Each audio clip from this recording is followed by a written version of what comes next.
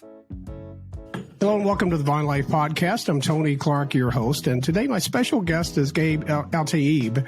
And Gabe is a veteran comic book creator. He's worked on some of the most prestigious franchises in recent years.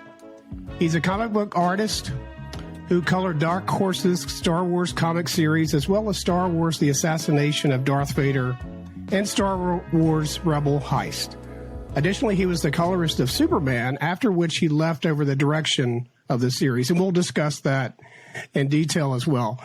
Now, Gabe is also currently involved in his own successful comic projects, as well as the host of a hilarious Double Impact YouTube show, which discusses 80s and 90s action movie goodness, and airs Wednesdays at 7 p.m. Pacific time. So, Gabe, without further ado, thank you, man, for so much for coming on the program. Oh, thank you for having me. And Double Impact, starting tonight, today is April 12th, Wednesday, April 12th, 6 Pacific. I think for our East Coast people, it starts at 10 when we had it at 7. So I'm moving it to 9 Eastern, 6 Pacific for the first time tonight. So, yeah, check it out. We're doing Van Damme's 1990 Lionheart. We love Lionheart, so we're going to do that one tonight. So we have a lot of fun on there. But, yeah, thank you for having me. Absolutely, and I've seen a couple of those programs. I love them, and I encourage folks to check them out. And I'll put a link below the video. But Gabe, again, thank you for coming on. I just tell me, let's go back to the beginning. What first got you interested into illustration and coloring and all that good stuff? No idea. I've always been drawing since I was a toddler. I don't remember starting drawing. It's something I've always done. So I love to draw. I love to look at drawings and illustrations. To me, it's the highest just form of art that I enjoy. I think a lot of things are art. I think gardening is art. I think singing and cooking are art. Art to me is just self-expression. And you want to say something about life and how you feel about it, what you believe. And you want to discover things too.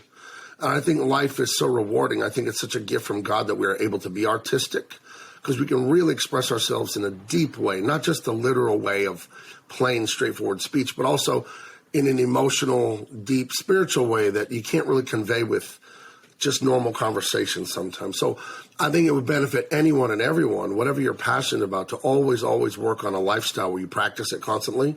So your skills are top-notch, because you'll be so much more satisfied and happy if you can execute your craft, your art, at the highest level to express yourself and better the lives of others. So as far as when did I start art, I have no idea. It's how God made me. I just born with a pencil in my hand, maybe. I don't know. I just like to draw. Well, you certainly do it very well. And let's fast forward a little bit. You got. I think your dream job was working at DC Comics. Is that correct? Yeah, when I was 13, I believe, I saw X-Men issue 1. They had relaunched it in the 90s. It came out in the 60s. They relaunched a brand new #1 by superstar artist Jim Lee, and Chris Claremont is a great writer. And it has the record to this day, 32 years later, of the highest selling single issue of a comic ever. It was like 8.5 million copies. So, of course, I saw it because everyone saw it. And just like America, or, the West had a housing boom in the early 2000s, comics had a comic boom in the late 80s, early 90s, from like 88, 89 until like 93, 94.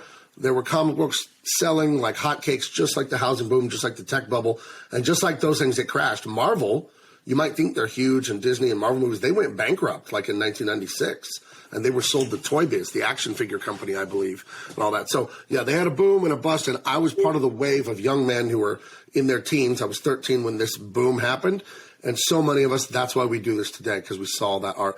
And the artist I saw, Jim Lee, he's vice president at Warner Brothers DC Comics right now to this day. His art was the art I particularly saw in that X-Men book, and it made me want to do this instantly. And I'd always loved to draw anyway, but I started collecting comic books instantly and always drawing and looking at everything he did and buying old back issues. And long story short, I practiced, got some jobs a little bit. He hired me when I was 29 years old to work at his studio in San Diego. So I worked for him for a few years, but that's how I got interested in doing comics, is seeing that as part of a boom where millions of young men in this country were part of that boom, as the fandom. So. Well, I know that there's going to be millions of young men that want to be illustrators and have illustrated, and you got that job of being working at DC Comics on Superman, but at some point while working on Superman, you left the series. Why did you do that? Right. Well, this goes back to that show I do on Wednesday nights. It's called Double Impact on YouTube. And it's like a comedy improv show, but we pretend we're reviewing 80s and 90s movies. And we love 80s and 90s action movies. We really sincerely love them, not ironically. But we do a lot of improv comedy because my co-hosts are really funny guys. I'm a funny guy, too. I wrote jokes for a long time when I was in college. I did like a Garfield, Dilbert-style strip. It was a very funny, award-winning strip. But what happened with me at DC Comics was I wanted to work there forever. I got the job working for Jim Lee. My favorite artist hires me. And things were fine, but as we all know, the culture started to really turn more and more woke, more and more cultural Marxism, leftism, just basically an ideology on not wanting to listen to your father. I mean, when these people say smash the patriarchy, that's what they mean. They don't want to go to bed at 10 when dad says go to bed. They want to be rebellious and do whatever they want, even to their own and society at large's detriment. They don't care. They're interested in instant gratification.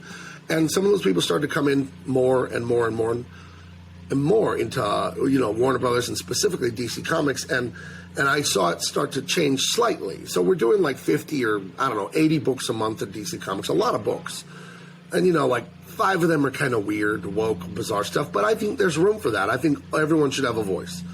But then a year later, it's like, well, 20 of the books are weird, and 6 months later, it's like, well, now 40 of the books. You can't go a week now without Marvel or DC announcing that they have a black, gay, illegal, alien, transgender, blah, blah, blah version of Spider-Man now or whatever. And it's just they're doing it to every character everywhere because these people are ideologues. They go to the universities and all that, and they get brainwashed. We all know this stuff. We all know what's going on. And they're infesting every country, every company. And I think conservatives, patriotic people, Christian people, I think should feel a lot of shame and a lot of regret for giving up on the arts. Like thinking that art is stupid, and someone tells you they want to be an artist when they're a kid, and you're like, oh, get a real job. Art is a real job, and anyone can do it if they're willing to work hard enough. And I don't know why so many people on the left and the right are so ignorant about what art is, but I think the average person has this ignorant idea that art is a talent, and you just, out of the womb, you can do it. And I have yet to see anyone who could draw at a professional level at 7 years old. Not Frank Frazetta, not Pablo Picasso, nobody. It is a skill, just like everything else, that you learn. Is there a talent for it? I'm sure there's some sort of disposition where you like art, maybe you're more interested in it than others. But the cultural revolution that's been going on for 100 years, with more and more leftism, the central banking, all the leftist stuff that's been creeping into our culture for 100 years, really blossomed in the 60s. And what conservatives, religious people, patriotic people screwed up in the Western world was to throw the baby out with the bathwater. They hear the sex, drugs, and rock and roll and all the dirty Hollywood stuff, and they just declared that they would not participate in the arts anymore, which is asinine. You don't opt out of the arts because politics is downstream from culture. You make your own art that affirms uplifting things, loving things, positive things, bravery, ferocity in the face of danger, all those great things that art and story have told us for millennia. If you look at the origins of Western art, look at the Renaissance, the High Renaissance, that was religious art. That was art that loved and respected its own culture that it came from and glorified it. Sure, no culture's perfect, there are bad things, there are flaws, but the art didn't focus on, dad did this, and he owned slaves, and he did that, and America sucks, and all this stuff. And now that's all they want to emphasize is the negative. It's the ideology of a teenager, not appreciating what your fathers and grandfathers have done for you, and just like, oh, that's all you got? What else you got? It's this ungratefulness. It just permeates everything. So I think that if you want to change the culture, if you're tired of woke, if you're tired of brainwashing and grooming children, all the stuff you see going on, stop complaining about it and do something about it. It's like when in a disaster, someone says, call 911. You have a phone in your pocket. Call them yourself. Grab the fire extinguisher yourself. Don't wait for someone to act. Act now. So do what I do. Make art that is positive, uplifting, and not Pollyanna, cloying stuff that nobody likes. My stuff is of the highest skill because I'm of the highest skill because I put the years in to raise my skills as a great writer, a great illustrator, all that stuff. And we need that. And when conservative, patriotic people walked away from the arts, we are generations behind the left now on training people from a young age to be good writers, actors, singers, dancers. And you wonder why all of entertainment is left-wing? Because conservatives turn their nose up at it. This is one of the stupidest things they've ever done culturally. We need people to raise children in the arts and quit acting like computers and engineering are the only jobs in the world. My daughter's a successful comedian. She's 26 years old. She's now a paid professional stand-up. And she started doing it when she was 15 or 16. I signed her up because I'm really funny. She's funny. And I realized that could be a future for her. And I remember arguing with the counselors at her high school because she wasn't doing very good in math, and she needs to do this and she needs to do that. And I said, just put her in like whatever, the basic math so she can get the math credit and graduate. Jeez. I told her what I did for a living, and I told them, how many of your math students can perform in Hollywood at the Comedy Store on Sunset Drive? Because my daughter's done that multiple times. How many of your math students can do that? It's like this whole diminishing the arts and thinking they're just for drug-addicted leftists. No, they're not. Art is holy, and art is important. And you turn your back on it at your peril. And if you're disgusted by what you see now on commercials and television, movies and music and all of it, as a conservative, you have no one to blame but yourselves because you ceded all that ground. I go on forever about this, but I'll let you ask more questions. Oh, I didn't even tell you what happened with Superman to me. I got on my rant about art in general. Would you like to hear about the Superman thing or no? No, yeah, absolutely, man. You go. Okay, well, so I worked at DC Comics for 3 years in-house in San Diego. That was from the beginning of 2008 to the end of 2010. And then they decided to close the San Diego studio and eventually close the Manhattan, the New York studio, and move everything to Burbank. And for those who don't know, that's Hollywood. It's near Hollywood in California. And everything was going to be in Burbank, and it was all going to be based on movies and TV. And then the comics are, they're there, but they're like a sideshow. And we were offered jobs in L.A., but I live in San Diego, America's finest city. I ain't moving to L.A. If you've been to L.A., you know. L.A., yuck. So I went freelance. I no longer work for DC solely. I was not an employee of Warner Brothers anymore after 3 years. I was a freelance artist, my own company, Gabe Eltaeb Illustration, so I could work for everyone. So now I started working on Star Wars. I kept working for DC and all that. And I freelanced out of my own home for 10 years for them. And it got more and more and more woke and disgusting to me what was going on. And once Trump got elected, things went into overdrive with the leftist psychosis in Hollywood. You saw it from the outside, I'm sure. I saw it from the inside. The day after he was elected, the editor-in-chief or whatever, the head of Marie Javins, I'll call her out by name, I'm not afraid of any of these people, emailed me and told me people like her would protect people like me from Trump and his goons or thugs or whatever. Oh, wow. Keep me out of Trump's gulags. She didn't say the gulag part, but she said they would protect people like me. She's, there's a white woman. I'm a Mexican Arab. She's going to protect me from Trump and his people. And I wrote her back, yeah, that's crazy. And in my head, I'm like, I voted for Trump. Like, what are you talking about, lady? And, but I had to work there in the closet for 4 years. I never said anything about politics. And they figured, oh, he's not a white guy, so he must be one of us, lunatic, commie, Marxist. I definitely wasn't. Very patriotic Christian person. But, I love drawing, and I did my job for them. I love drawing, I love coloring, I love all of it.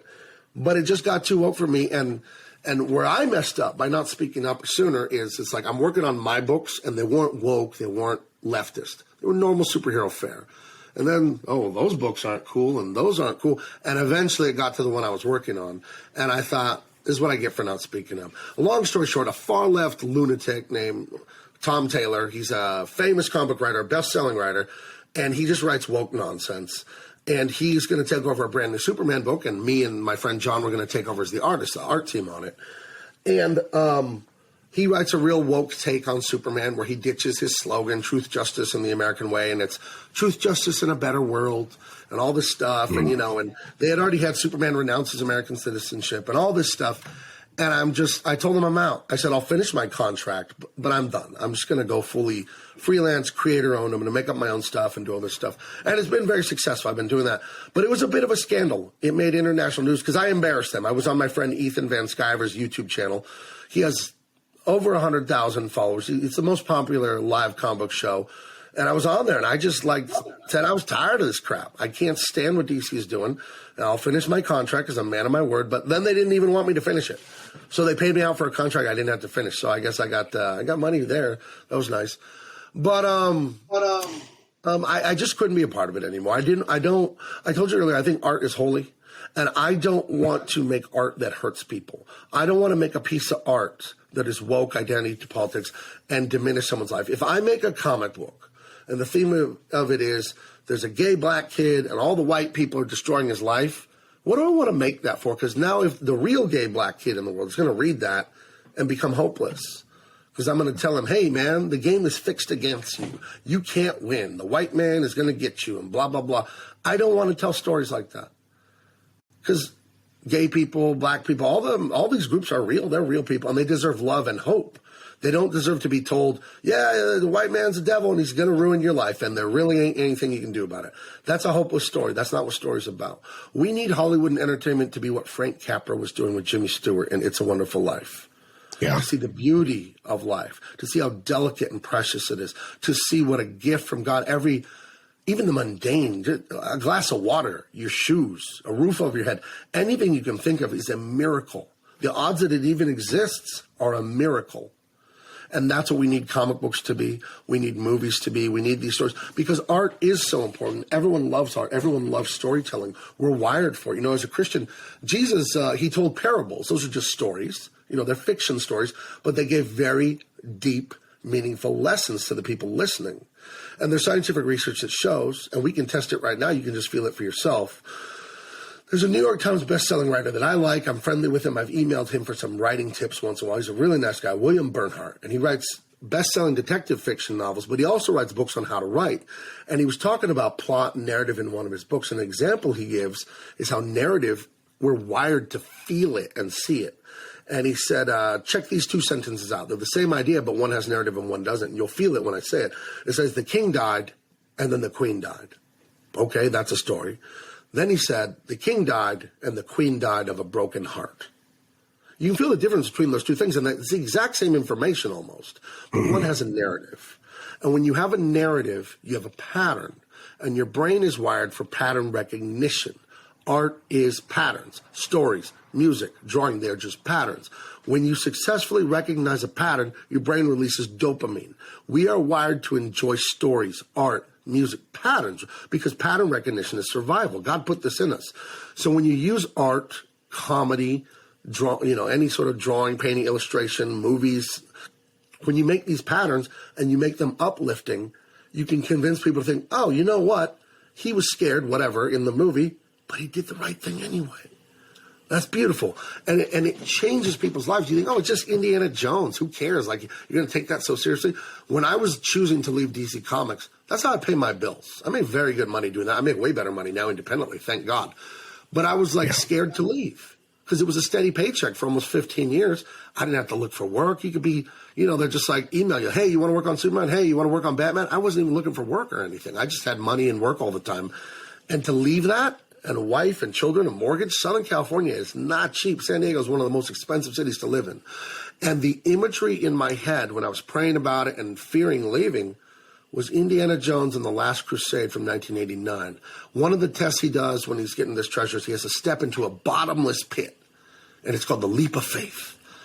And what's really there is a bridge made of rock. But the structure of the rock is such that if you're standing facing it, and the color of it, it looks like it's part of the pit. But if you step to the side, you say, oh, there's a bridge there. So he had to take a step of faith. So I'm thinking, well, it looks scary to leave my job at DC Comics, but it's the right thing. So damn it, I have to do it. So I prayed, it's like, God, please don't let me fall. I'll do what I'm supposed to do here. I'm not going to help them make trash to hurt kids with bad Superman stories. And I didn't fall. I was lifted higher than ever. I've done independent comics now for about a year, almost a year and a half. One of the projects made like $130,000. Another one I did with a guy, he has such a big YouTube audience, he did $3.7 million. We outsold every Marvel, that's Disney, and Warner Brothers, DC Comics, we outsold every single one of their graphic novels in dollars and in units with the one book we did, $3.7 million. You know what I mean? One I did without that guy, just on my own. My first book out the gate when almost nobody knew who I was, I did over $130,000. I didn't make this kind of money at DC Comics. So I did the right thing and I was rewarded for it. And I do want to make a ton of money. I'm not shy about that. Absolutely not. I do want to be blessed and bless my family and have the wealth to take care of things, So to me, it's like, I'm not using art for evil. You can't get me to do it. I'm not going to do things like that because art has been such an important part of my life. And that's why, again, and I'll say it again, that's why I do that show on Wednesday nights, because we watch Rambo and we watch Van Damme movies and Steven Seagal, and we joke because they have that corny, over-the-top action. But that's just sugar to help the medicine go down. Because when you see the hero stand up against incredible odds, in Rambo 3, he's fighting like a Russian like platoon with like another guy and some Afghanis on horseback. And like, you know, they'd get killed in real life, but they stand up to him and win. And the point of it isn't to take it literally. It's kind of silly, but you're supposed to take it seriously. It's like Trump. People are like, why did he say that? Why? Don't take Trump literally. Take him seriously. What is the point of what he's saying? What is the point of the Terminator? What is the point of a Van Damme movie where he almost dies and then he, you know, beats up the bad guy and saves the day? The point is bravery. The point is saving your brother's life. Like, that's the point here. So to me, action and adventure is so important, and it's so important for young men. I will let you talk because I've been going for like 10 minutes straight. No, I brought you on here because I wanted to hear the truth. You're a straight shooter, man, and I wanted to hear that. And one of the things I admire about you, Gabe, is when you left Superman, when you left that job, you gave an apology, but it was a different type of apology, and you kind of tied in your dad's experience in an oppressive regime. Right. Talk to me a little bit about your apology and tie in your dad's experience and how it inspired you to stand up for what's true. Are you talking about that video I made where I apologized to DC Comics? Yeah, exactly. Oh, I just made I don't remember it exactly, but the theme of that was I apologized like in a mocking way. Like I apologize that, you know, I didn't say anything about this garbage you people are doing, and I apologize for ever being a part of it. It was kind of like that. It's on my YouTube channel. You'd have to go check it out. But I made that like a year and a half ago, so I don't remember. I remember the theme, but I don't remember it word for word. As far as my father and my grandfather are obviously the most important men in my lives, and that's my maternal grandfather and then my father. I don't know my dad's side of the family, and that's why this is so important to me. My dad is Libyan, and for those of you that don't know, Gaddafi, a horrible, murderous dictator there, was a socialist. Everybody conform, everybody do what he says. He's the God King or whatever, like what he says goes, and it was socialism. And if you speak out, right, you think canceling is bad now? Just wait until you speak out against Gaddafi and they snatch you in the middle of the night and cut you into pieces. Because that happened to one of my dad's friends when he was in college at the University of Tripoli there. Him and his buddies were like talking against Gaddafi, like in little meetings, you know, in the basement or whatever. I guess word got out about one of them, Sharif. He gets taken away, you know, 2 a.m, and the next morning on his parents' doorstep is a trash bag, and he's in it in bite-sized pieces. My grandfather was killed by Gaddafi's regime, allegedly. Some family members say, oh, no, it was an accident. But my dad and some others say, no, those cops ran him over on purpose, you know, because they don't like what my dad has to say and this and that. And I believe that because I'm like my dad in that regard. I'm going to just say the truth. I don't really care what people think. You know, if you're offended, good. Get tougher because the truth is all that matters. So when I think about my Arab family, you know, I don't speak their language. I don't know anything about their food, their customs, their traditions, but it's a beautiful thing, and I want to know more about it. And I'm actually starting to learn about it just in the last few months, trying to finally learn about it, but I've never been there. We couldn't travel there. My dad would have been jailed or killed or whatever. And I have socialism and closed-minded cancel culture to thank for that. So there's no way I'm going to let it happen here. And I do, and you can think it's mean or whatever. I don't, because I think when you're fighting evil, you need to fight. So I do go out of my way, and I insult DC Comics, and I call them on their stuff publicly, and it's important because how else are you going to stop people? You need to point out, look at this garbage, look what they're telling kids, look at this crap right here. You have to point it out. You know what? I'll paraphrase it because I can't quote it exactly, but that whole thing that says the only thing evil needs to flourish is for good men to do nothing, right? I'm paraphrasing, but we all know that saying. I didn't get exactly right, but you get my point. So, of course, I'm going to call them out and call Disney all this and that. And it's heartbreaking to me because I love Disney. I think artistically my biggest hero is Walt Disney because of what he did to change the world. And before their stuff was woke, it was so beautiful. Like just first the art, the level of quality, no one has done it better. And then the stories, they were heroic, they were beautiful, they were family-centered, they were about love and then positivity, and not in a wishy-washy nice guy way, but in a we can have love and positivity if we overcome ourselves and overcome evil. Evil is always present and evil is always defeated. Not now. Now it's, oh, well, what is evil? Who's really to say? And it's all very morally gray and it's disgusting. I'll say there's light, though. I saw Top Gun Maverick last year. I went and saw it 2 or 3 times. It wasn't woke. It was about heroism and sacrifice and bravery and facing insurmountable odds.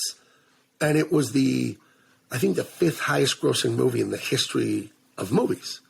Just quietly, it made more money than like most movies have ever made.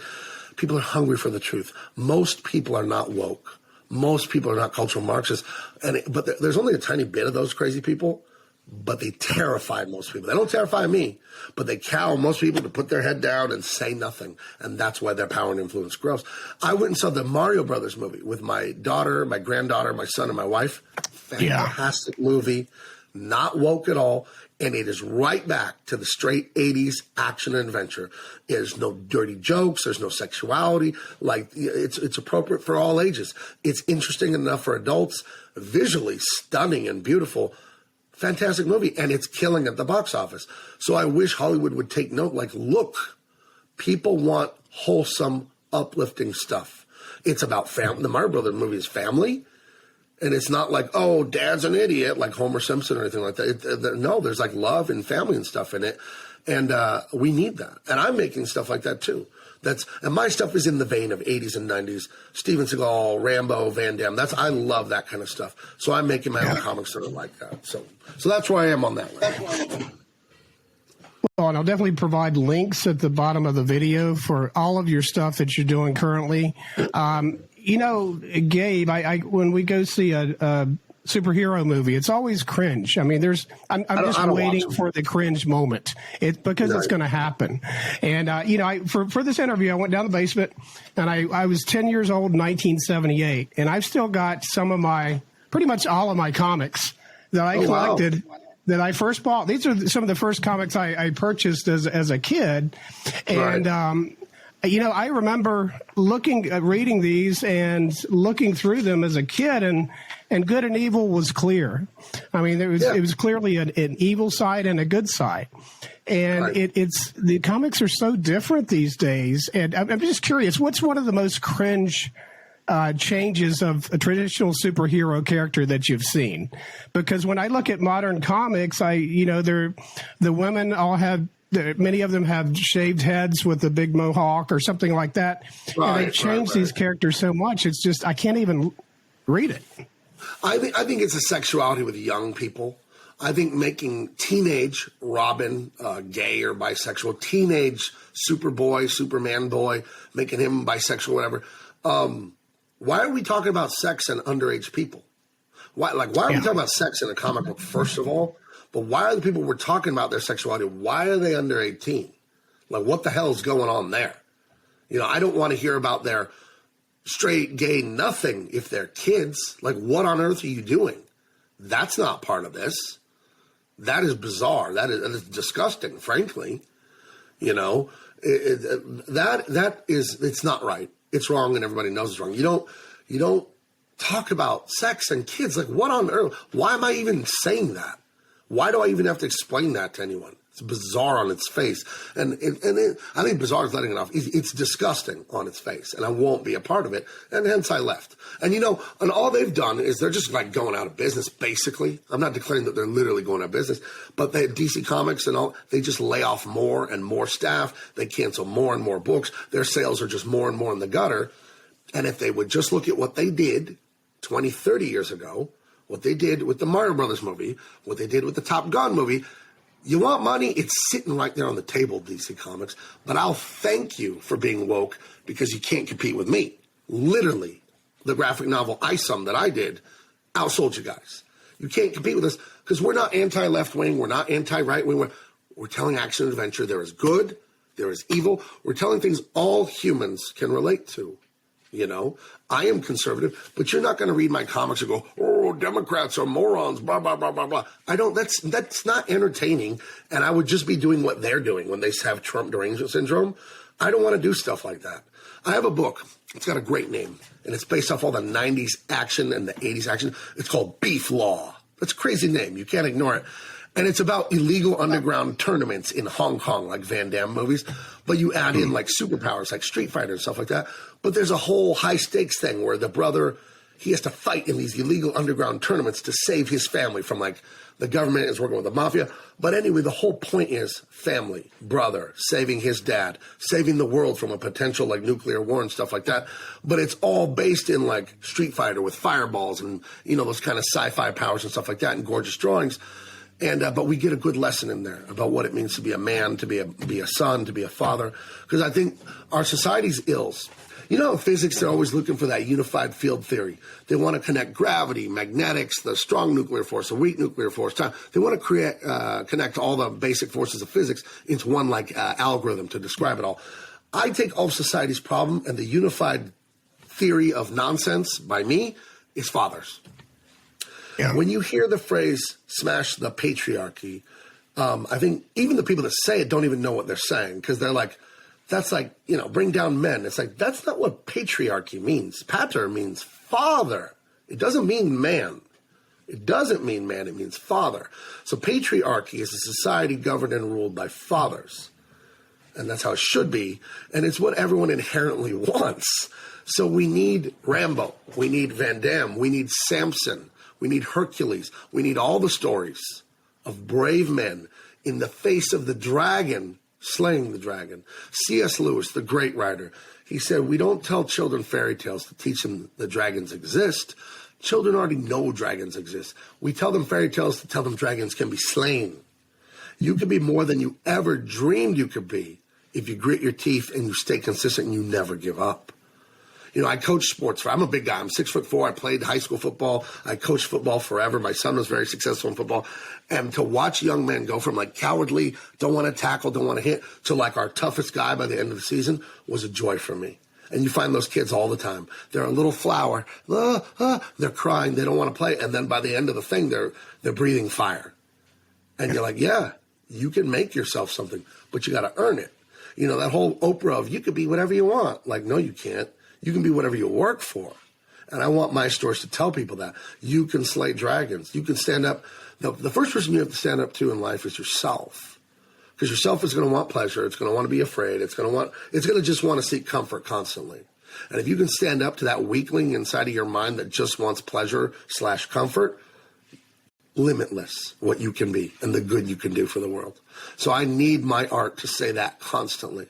So I'll put it into something I love, which is like Street Fighter, Van Damme, those kind of like action martial arts, Bruce Lee stuff. I'll put it into a package that I love, a flavor I love, which is martial arts action. You know, guys fighting drug dealers down by the docks or in the warehouse. I love those things from the 90s and the 80s.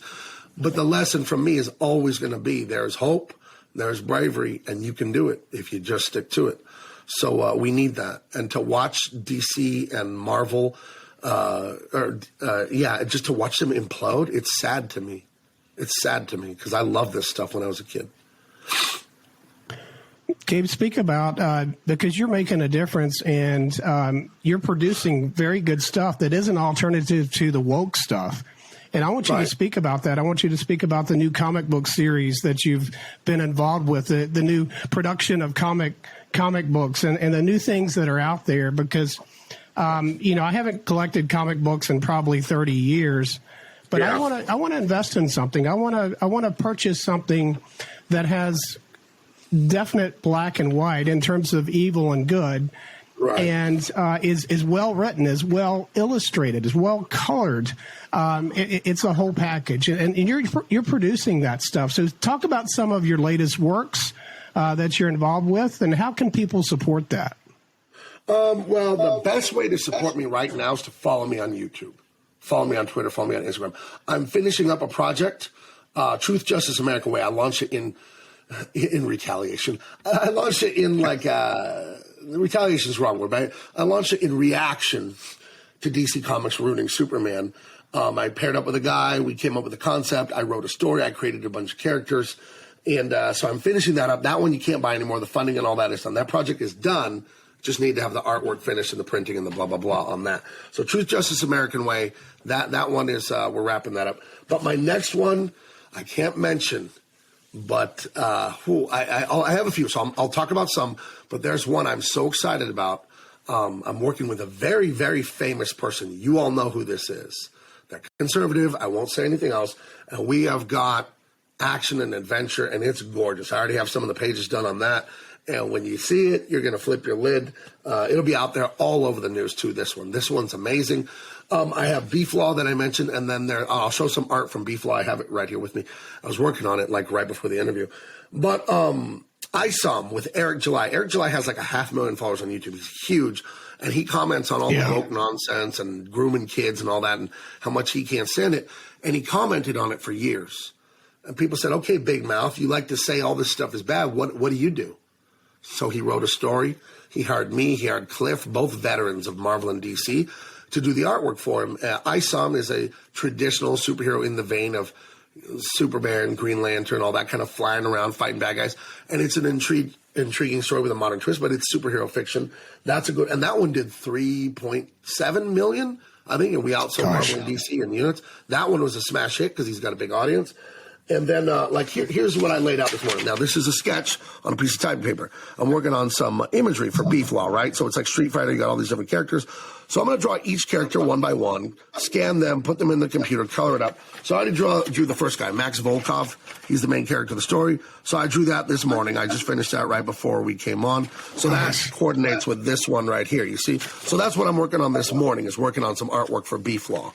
And I have a website, beeflaw.com. As soon as I get this piece of artwork done, I will have that website online because it's the landing page artwork. On that website, I have T-shirts. I'm going to have other merch, but first I'm going to start with amazing patriotic T-shirts. I have all kinds of great stuff coming there. You're going to be able to buy comics from me there and everything like that. So subscribe to my YouTube channel. It's just Gabe Eltaeb. All my social media is my name. Subscribe to them in a little bit of a holding pattern right before I launch my website.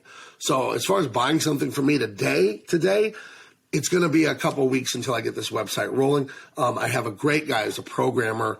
He's been working for a quarter century as a web designer and all that. It's made me an amazing website where you could buy all kinds of stuff direct from me. Check out the latest news there. And you'll be able to find it easily because all my YouTube, my Twitter, my Instagram, all of it will always have a link to that website. You know, my degree is in graphic design. I'm a great illustrator, but I'm a great all-around artist and designer. So I've done some really good shirts, Second Amendment stuff, patriotic stuff. I think I can share a screen. You know what? Let me share my screen with, Sure.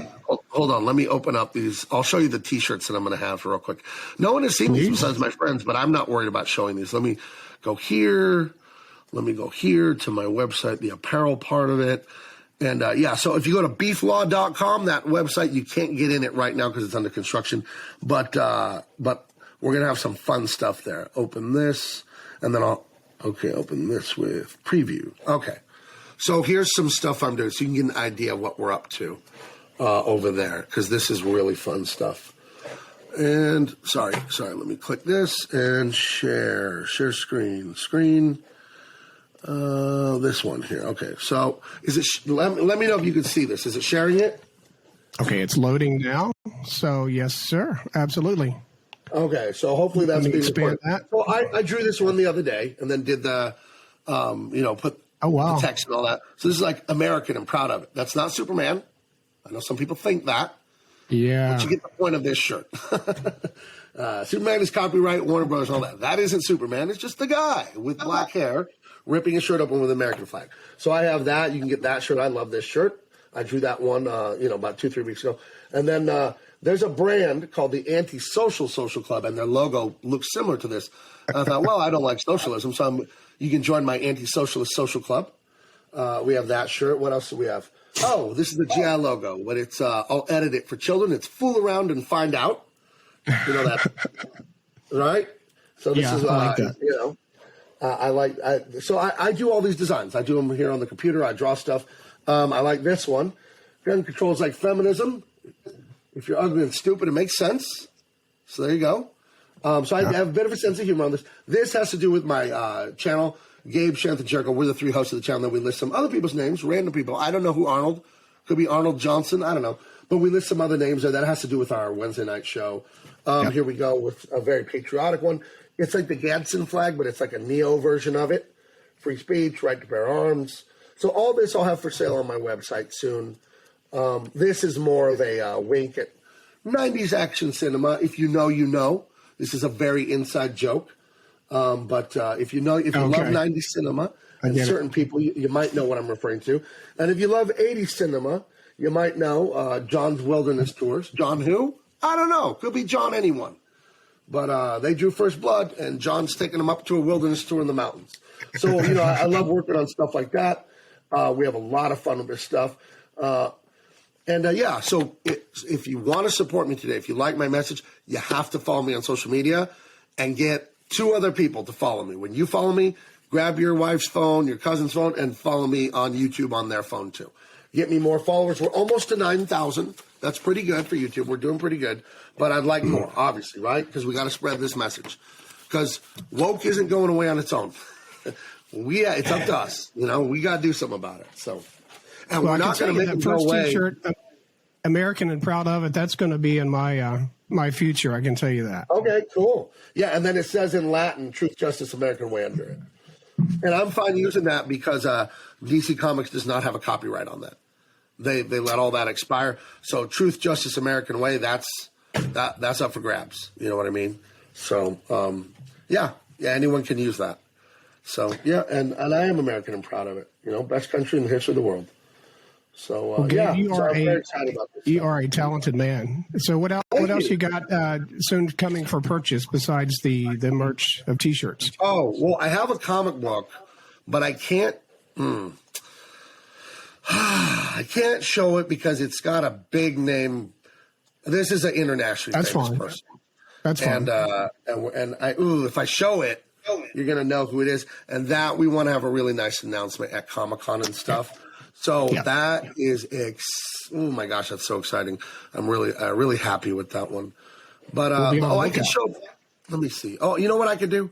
I could show some of it and cover up something in it real quick. Let me open it over here. Yeah, I'll edit. I'm going to do a live Photoshop edit right before I show it to you. So let me go grab this.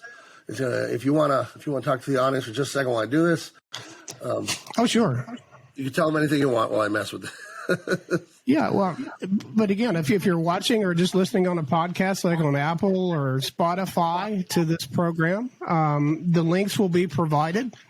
And you can click on the links and check out Gabe's merchandise. Hopefully it'll be up soon, but definitely subscribe to his YouTube channel. And look at the show that he's got going on there. He's got a couple of cool guys, actually. Who are those guys that are your co-hosts on that YouTube? Shantan Jetty is my buddy. I met him a year ago when I went independent from DC Comics. He was a professor at one of the most prestigious art schools in the country. He's another white supremacist. He's a Cuban, Indian, Puerto Rican, I don't know, brown guy like me. Total white supremacist, right? That's what they call us. It's ridiculous. Yeah. And he was going through the same thing I was at the university, only the university is where this stuff comes from. When I was at DC Comics, those people are coming from the university. So the university system is just woke insanity. And it got to the point where in illustration classes, all you should be teaching people in illustration is line, contour, value, hue, chroma, shape, anatomy, perspective. He's sitting there having to decolonize and talk about silencing white voices. And he's like, I'm not doing that. He's like, my wife is white. My children are half white. They're not trash. I'm not going to do that. So he quit working at the university after 18 years, and he went fully independent. And he's in a fully painted comic that you could buy, Nosfero the Crypt Walker. It's in the vein of Robert E. Howard stuff with Conan the Barbarian and all that.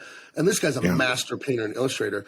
And it's got a patriotic, conservative bent to it, but it's straight adventure. The stuff we love that isn't preaching to you. Shanth happens to be conservative and Christian, but the book isn't pounding you over the head saying liberals are morons. And it's gorgeous. So please link that. That's Nosfero, the Crypt Walker. And so that's who Shanth is. And he saw me online, and I had Van Damme behind me on the green screen. So we just started talking because he loves Van Damme too. So I had him on my show to promote his comic one time. I didn't really know him, but I liked what he was about. And we just got to talking, and we realized we both loved 80s and 90s action. So I said, let's do a weekly show. We'll pick a movie every week, Rambo, whatever, Terminator, whatever, those classic action movies, and we'll break it down and have fun. And then a guy named Jericho Green, who I'm sure some of your viewers know, he has 330,000 YouTube followers. He's pretty big. And he just talks about politics. But he had me on his show to talk about Truth, Justice, American Way, that comic I'm wrapping up. And I mentioned the Wednesday night show, and his eyes got big. He's like, I got to be on that. I'm like, what do you mean? He's like, I want to come on your show. I love those movies. And Jericho, he's 40, I'm 44, so he's a little younger than me. And he grew up watching all the same stuff, Action Jackson, just all these great movies, Predator, all these things. Jericho is the funniest. I told you I'm a comedy writer. My daughter's a comedian. We're funny in my family, and I know how to write jokes. Jericho is the funniest improv comedy person I've ever met. And on the show, yes, we're reviewing 80s and 90s action, having fun, but mostly it's a comedy show. And it's mostly me baiting Jericho into doing impersonations. And I play the Arnold impersonation. Right. He does the best Arnold Schwarzenegger. There's lore that's being created of like fantasy improv comedy. We got this whole thing where Hulkamania, Hulk Hogan's restaurant, Pasta Mania, is our sponsor for the show and stuff like that. Just we created all this lore that's going on and on and on week after week, just goofing off and kidding around. And I haven't laughed so hard in years. Just like that, kind of laughing, your stomach hurts and you're just like crying and laughing. And so if you want to laugh and you want to have a good time and you love action stuff, you can't do better than our show. I mean, this is where it is. This is where it's at. So, okay, I got that artwork finally loaded. Cool. It took forever because of the podcast that we're doing. But I'm going to edit this artwork with some black boxes on faces so you don't know who it is I'm working with. So when you look at the artwork, you're not going to be able to see who some of these people are because I need to do that. Because when you find out who this is, I mean, you already know this person, but you're going to flip out when you see it. But let's see. Let me put one here. Well, you know what version of Photoshop are you using? I'm curious. Whatever the latest thing is, I don't know. They just update this thing all the time. I don't like them doing that from the cloud. Okay. So here's a page of it. Am I still sharing my screen? I put some black boxes on the faces. So this is an action book about. It's kind of like in the vein of like Lethal Weapon, but also like Romancing the Stone to Indiana Jones. We're gonna have international intrigue, beautiful ladies, multiple languages spoken, exotic locations visited. Starts off with a small crime, like maybe a bank robbery or some little thing, and it unfolds into a huge international conspiracy. Here's another page of it with whoever our main character is. Telling people to the bank robbers to back off. But this one I'm in love with. So I'm working on more script for it today. So I put a little preview of it together, but this is fantastic, this one. So I did have to edit it because I don't want people to know who I'm talking to or what's going on yet. But, yeah, that's a great one coming, and we're going to have a lot of fun with that. So that'll be for sale on the website once the website goes up. And then, and our model is like crowdfunding. So you go on there, you buy the comic, and then we use the money you give us to work on the comic. You know what I mean? But I'm trying to get as much of that done in advance as possible. You know what I mean? So now that I've made some money, I can kind of like, okay, I can get more of it done before I get funded by the fans and all that. But you won't be able to not see that one. We're going to be everywhere, media and stuff like that, promoting that one. And I have more stuff coming. You know, Beeflaw. Beeflaw is a passion for me because I love Street Fighter 2, that video game, and Van Damme and all that stuff. So I want to make that. But all of this stuff, at the end of all of it, it's going to give you that feeling of Indiana Jones stepping into that bottomless pit and not falling to his death, of being afraid and overcoming fear and doing the right thing to save people and to love them, because that's what this is about. I don't know if we can turn around Western culture. All empires rise and fall, and by the way things look, I don't know. But if we can get some people out of the building before it burns down, if that's the most I can do, then I thank God for the opportunity to do it. You know, I'd like to turn things around completely with art, and I don't know what's going to happen because it looks insane. You know, it looks like Rambo and the one guy taking on the entire Russian platoon in the desert in Rambo 3, right? 2 men versus a platoon of 100 guys. That's what it looks like right now. Woke versus non-woke. But if we could save some people and change some lives, then that's enough for me. You know, that's my aim.